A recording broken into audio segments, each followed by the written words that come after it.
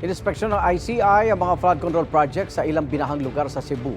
Dadiskubre ng komisyon na hindi sinunod ng Department of Public Works and Highways ang master plan ng mga river basin sa buong bansa.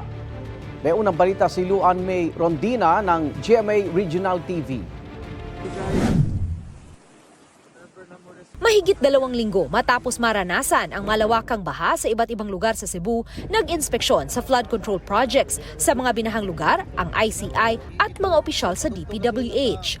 Una nilang sinuri ang flood control structures sa Barangay Tabok at Barangay Alang-Alang sa Mandaue City, kung saan makikita ang Butuanon River.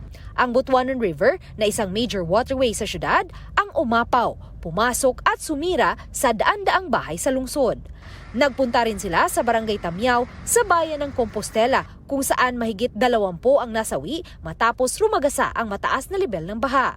Sa lungsod ng Talisay naman, pinuntahan rin ng ICI ang Mananga River na umapaw rin ang tubig at nalubog ang maraming kabahayan at subdivisions. 7 ang naitalang namatay sa Talisay City.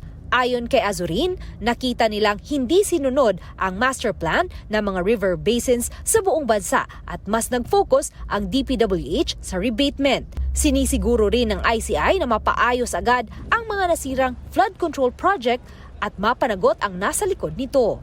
Pag ibabangga mo yung ginawa nyo ng mga flood control dito versus yung ginawa nyo na nasana na yung catch basin, doon sa ballpark na estimate ng ating regional director, aminado naman siya na mas nakatipid sana tayo kung inuna natin yung river basin. Ito ang unang balita.